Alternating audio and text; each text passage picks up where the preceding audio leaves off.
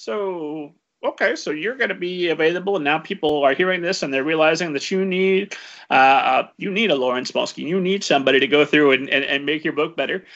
They have the option to come directly to you. I don't have to hope when I go into the publishing house that I'm going to get partnered up with you. I can go out and seek you directly, which is outstanding. Because I can get the editor I want, I can get the cover designer I want, well, we should talk a little bit about quality. Because if I'm in this newfound position, I'm an author who's just written their second book. Although don't publish your first book, authors. Write at least one more, maybe two more. Get good. Get beyond the fact your mom is saying this is wonderful. Get some objective people saying this is wonderful. Then publish that one. But where was I going with that? You get to that level, and then I can reach out to you. But if I'm overwhelmed with choices, and I see that on Fiverr there are editors who will do my entire project for $200. There's a difference there. There's a difference between somebody that will take you $200 and hi, I'm fresh out of college or fresh out of high school, but I was always really good at English and I read good. I'll take a look at your book versus Lauren Smulski. So what are those differences? Because nice things cost money. We've been crass enough one show. I'm not going to ask you what kind of money that authors should expect to pony up for your services. They'll get a consultation. You'll work that out between you. What are the differences? This comes back to how do I evaluate a good editor? How do I know that I'm getting my money's worth? That's really difficult question to answer, honestly. I feel like, because it feels like a very subjective one, because I think every author needs something different from their editor in a way, in terms of like what the types of things that they're going to offer. But I know that even just in the 6 weeks or so since I launched my freelance business, I've had a couple of clients where I've worked on their books, after they've had previous stages done, and they've come back to me and been like, oh my God, like, how did my previous editor miss all these things?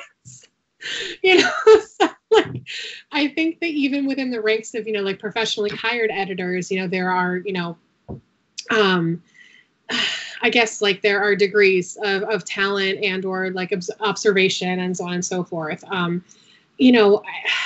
think you want to do your research on the person's background. I think something that's really helpful to look at is, like what is their, their background, their history, like on my Readsy profile, for instance, like it sort of reads in a lot of ways like a LinkedIn profile in terms of like, hey, I worked X number of years at this publisher. Like, this is my experience. This is my background. Like, and most importantly, like asking, for a portfolio of books that they've worked on, and I think that the more published books and the more successfully published books that an editor has worked on, especially if they're books that are on your own TBR list, like things that you've personally read, that are on your shelf, like that's the kind of editor that you probably want to contract for your services. You say, wow, like they did a fantastic job editing, I don't know, The Hunger Games or something like that, and I want them to edit my book too, like that's something that you might want to keep an eye out for. And yes, editors like that are going to be a little more expensive, and you have to kind of be prepared to pay for the quality of the work. And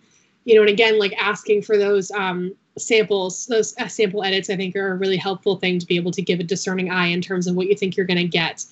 Somebody who is actually communicative and who is responding to your requests quickly, and with thoroughness, showing that they've actually read your sample that you've sent over, if they're responding to the genre that you actually that you're writing in, like if they've actually edited that genre before, I think is really, something to keep in mind, because if you're approaching an editor whose specialty is contemporary romance and you have an epic YA fantasy, that may not be the best editorial fit. They're probably amazing at editing like Nora Roberts type books, but maybe not necessarily a Sarah J. Maas. There are certain, aspects of editing that are universal across the board in terms of like, oh, this sentence is awkwardly phrased, like I can fix that and everything. But in terms of, like really pulling out world building details in fantasy, for instance, or really like enhancing the romantic arc, or those really romantic first kiss moments in a relationship or something like that, like there's a very big difference between those types of things when you're editing. We talked a lot about your personal love of fantasy and one of your expertise. And then obviously, I assume that all things romance, you're going to be an incredible resource. What other genres and types of projects are you interested in working on? And are there any types of genres or projects where you would be a terrible choice for? Never, ever, ever come to me for horror. I can't edit horror. Like, I am a big scaredy cat, and it's not my area of expertise. So horror is definitely not the thing that you want to come to me for. I would say that, like, traditional nonfiction projects are also not necessarily my forte. I did a nonfiction anthology, which was, of course, a collection of essays. That was something that I felt very comfortable working on, and because it was a lot of personal experiences, and again, it was like short form essays. It was about a topic I felt very passionately about. But the traditional nonfiction isn't necessarily the kind of thing that I would normally work on. So the things that I do enjoy working on, pretty much everything within the scope of young adult. I've worked on a lot of different genres within YA. Fantasy and sci-fi, of course, being kind of like the predominant things that I worked on previously. But I also, like traditional contemporary fiction, I've worked on within YA. So, for example, Don't Read the Comments by Eric Smith, which is coming out in January. That's a contemporary issue-driven story set in the YA space. It's about video gaming. This online streaming gamer who is being bullied by really horrible online trolls, and she winds up meeting this really sweet, wonderful, aspiring game writer online through this game that they play together, Reclaim the Sun.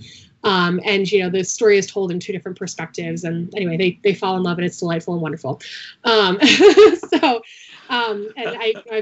I've done some historical as well, like both.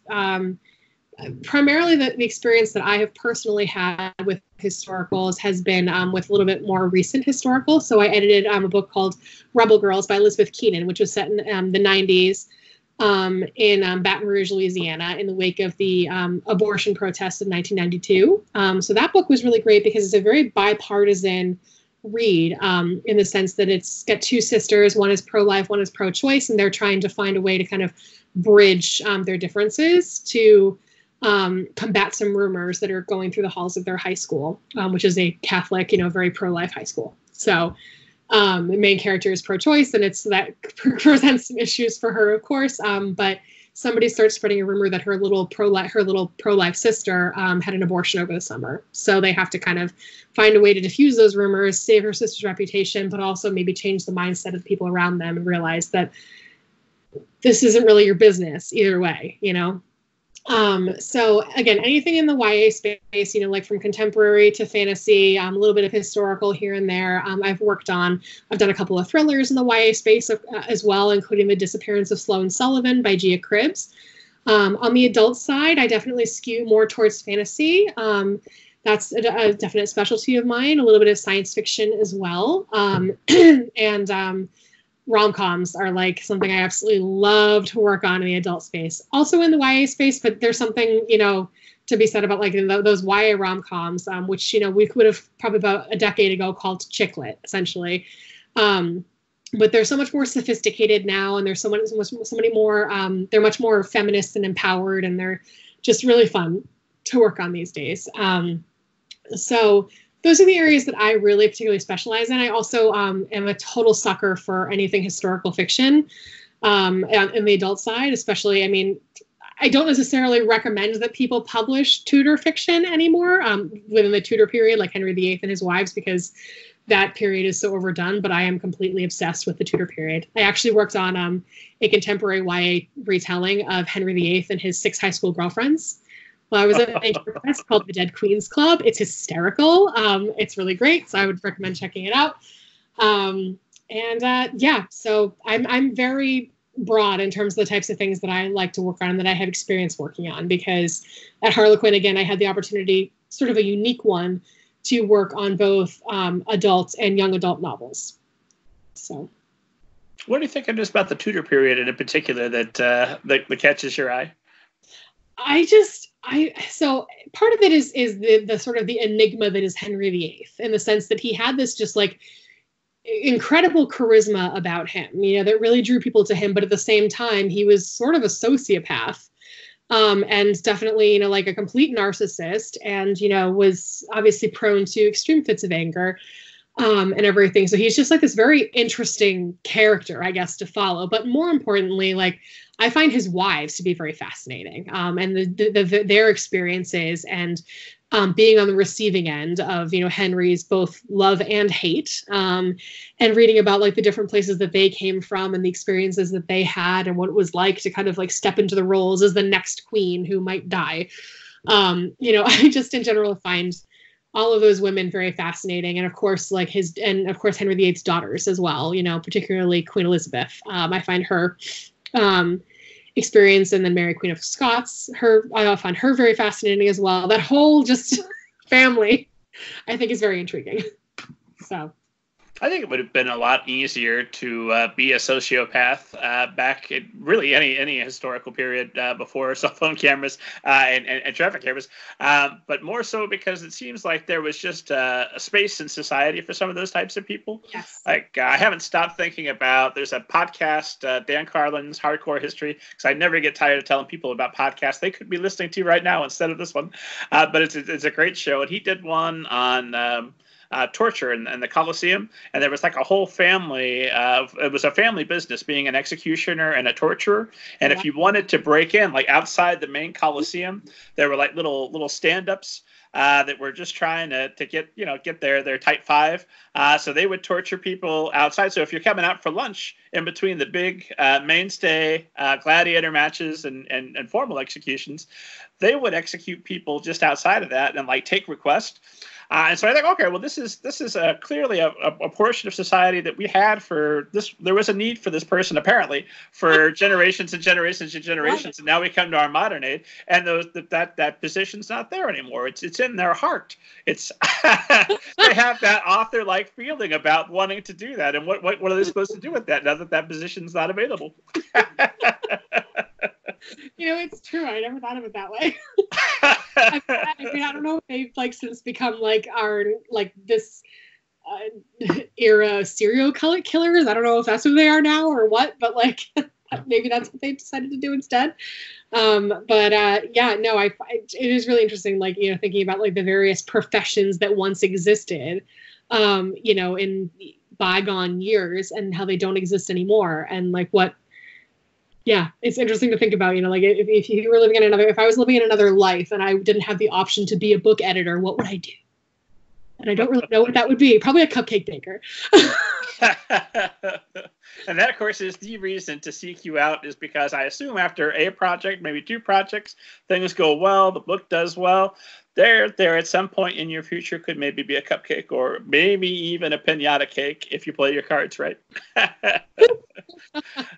That's a promise I'm going to make on your behalf to all of the esteemed audience out there listening.